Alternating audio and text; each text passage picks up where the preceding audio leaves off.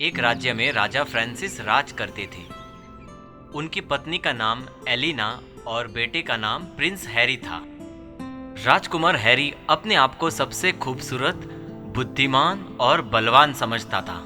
वो अक्सर अपने आप को एक सुंदर आईने में देखता और संवारता रहता था।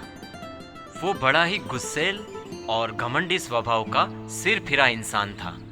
राजमहल के सारे कर्मचारी उससे बहुत डरते थे और अक्सर उससे अपनी नजर बचाकर उसके सामने से गुजरते थे। ये फूलदान यहाँ किसने रखा है? जवाब दो, वरना मुझसे बुरा कोई नहीं होगा। मैं तुम सबको यहाँ से अभी निकाल दूंगा। हुजूर, मुझे माफ कर दीजिए। मैंने ही साफ सफाई करते हुए इसे यहाँ रखा था। अगर आप चाहे तो मैं इसे अपनी असली जगह पर रख देता हूँ। तुम्हारी इतनी उम्र हो गई है और तुम्हें अभी तक अकल नहीं आई। आइंदा से मैं ये गलती हरगिज बर्दाश्त नहीं करूँगा। हर चीज़ अपनी सही जगह पर होनी चाहिए। मैं देख रहा हूँ तुम सब लोग कामचोर बनते जा रहे हो। याद रखना, मैं किसी को दोबारा मौका नहीं देता। सभी कर्मचारी सर झुकाकर राजकुमार की बात सुनते रहे। एक बार एक बहुत बड़ा जादूगर गोगो राजकुमार हैरी के दरबार में आया। उसने राजकुमार हैरी से निवेदन किया, हे राजकुमार, मेरा नाम जादूगर गोगो है। यदि आप इजाजत दे तो मैं आपके सामने अपने कुछ जादू के नमूने पेश करना चाहता हूँ। अच्छी बात है, दिखा दो अपने जादू के नमूने। जादूगर गोगो ने जादू के कुछ शानदार तरकब दिखाने शुरू कर दिए। उसने देखते ही देखते एक राज दरबारी को एक सुंदरी के रूप में बदल दिया। सभी लोग हंसने लगे। एक दूसरे दरबारी के सर पर सींग उगा दिए। सबको बड़ा आश्चर्य हुआ। एक पिंजरे के तोते को बुलबुल बना दिया और कुछ देर बाद सबको ठीक कर दिया। इसी बीच एक साधु महात्मा राजकुमार के सामने हाजिर हो गए। हरिओम, हरिओम, हरिओम। राजकुमार ने उनकी ओर ध्यान ही नहीं दिया और वो जादूगर से प्रश्न करने लगा, क्या तुम दिन को रात में बदल सकते हो? नहीं राजकुमार, ईश्वर के द्वारा बनाए गए नियमों को मैं नहीं बदल सकता। क्या तुम मुझसे ज्यादा सुंदर, बुद्धिमान और शक्तिशाली व्यक्ति बना सकते हो? हाँ हुजूर, बना सकता हूँ।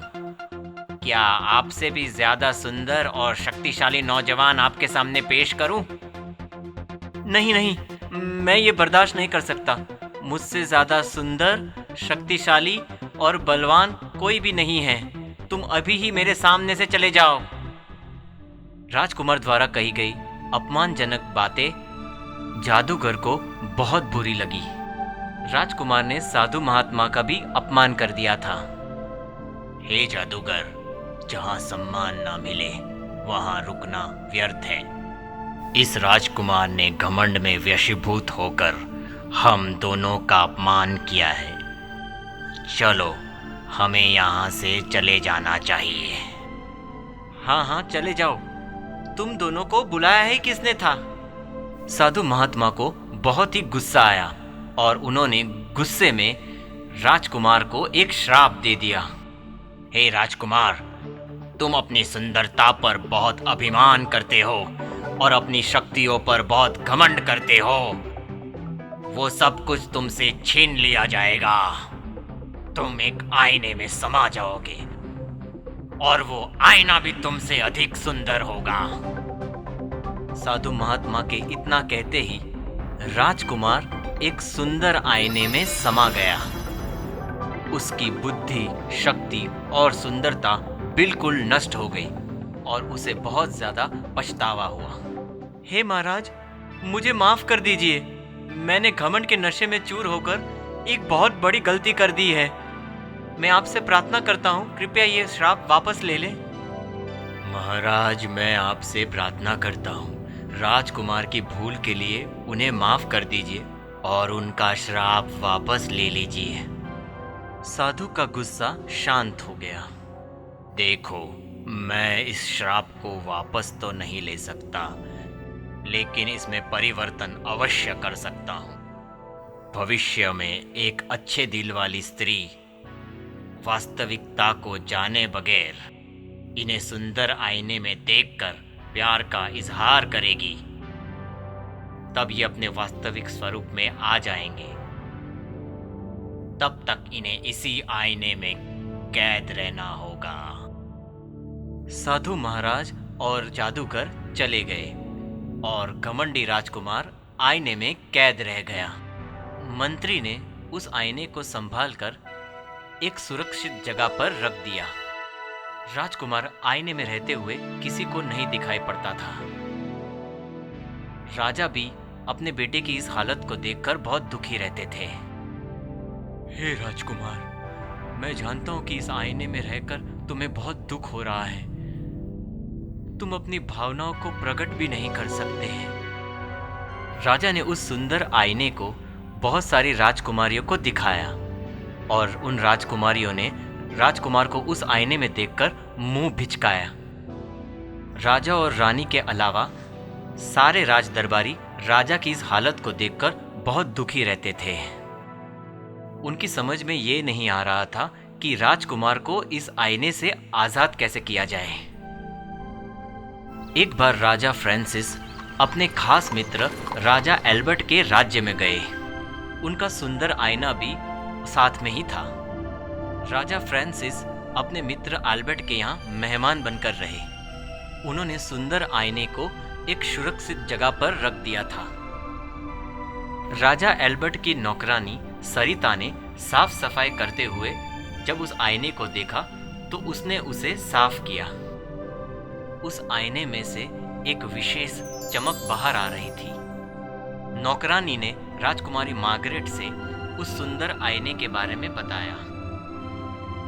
राजकुमारी मार्गरेट बहुत ही नेक दिल, परोपकारी और सुशील थी। उसके अंदर घमंड का नामो निशान भी नहीं था और वो सबके साथ अच्छा व्यवहार करती थी। सरिता, यह आईना तो एक विशेष प्रकार की आईना है। देखो, इसमें एक अलग सी चमक है। तुमने बड़ा ही नेक काम किया है जो यह आईना मुझे दिखा दिया। राजा फ्रांसिस से मैं कहूंगी कि वो यह आईना मुझे भेंट में दे दे। नौकरानी सरिता जब वहां से मुड़ी तब उसका हाथ एक कीमती फूलदान पर पड़ा और वो फूलदान वहां से गिरकर टूट गया और वो बेचारी डर गई। राजकुमारी जी, मुझे माफ कर दीजिए। मुझसे ये फूलदान गिर के टूट गया। सरिता, कोई बात नहीं, हम दूसरा फूलदान मंगवा लेंगे। तुम्हें कहीं चोट तो नहीं लगी? नहीं राजकुमारी, आप बहुत नेक दिल हैं। राजकुमार आईने से ये सब कुछ देख रहा था। राजकुमारी की नेक दिली, दया भाव और व्यवहार को देखकर उसका हृदय परिवर्तित हो गया। वो अपने आप से शर्मिंदा होने लगा। उसी समय उस सुंदर आईने में से एक रोशनी बाहर निकली। मार्गरेट नेक दिल थी, इसीलिए वो राजकुमार उसे दिखाई देने पड़ा। उसकी आवाज भी मार्गरेट को सुनाई दे रही थी। हे राजकुमारी मार्गरेट, तुम बहुत ही नेक दिल, दयालु और कुशल व्यवहार की हो। काश मैं भी तुम्हारे जैसा बन सकता। वो बहुत ही भाग्यशाली होगा जिसके साथ तुम्हारी शादी होगी। हे राजकुमार, आपके अंदर भी नेकी, दया और व्यवहार सब कुछ है। अपने मन की सुंदरता और भाव की सरलता से सबका मन जीत सकते हो। हे प्यारी राजकुमारी, क्या मैं आपका मन जीत सकता हूँ? हाँ हाँ, क्यों नहीं। मैंने आपके अंदर हुए हृदय परिवर्तन को पहचान लिया है। क्या मेरे जीवन संगिनी बनने के लिए तुम तैयार हो? हाँ हाँ, मैं बिल्कुल तैयार हूँ। राजकुमार हैरी की बातों से मार्गरेट बहुत ही प्रभावित हो गई और उसे वो बहुत पसंद आने लगा। हे राजकुमारी, तुमने मुझे इस आईने से मुक्त कर दिया है और एक श्राप से भी मुक्त कर दिया है। इस तरह राजकुमार हैरी को जीवन की एक बहुत बड़ी सीख मिल गई और उसका सारा घमंड खत्म हो गया। वो एक दयालु, सुंदर और सामर्थ्यवान राजकुमार बन गया। राजकुमार हैरी और राजकुमारी मार्गरेट की शादी हो गई और वो एक दूसरे के साथ अपना जीवन खुशी से बिताने लगे। If you enjoyed this story, please like and subscribe our channel and press the bell icon to get future updates. And don't forget to comment.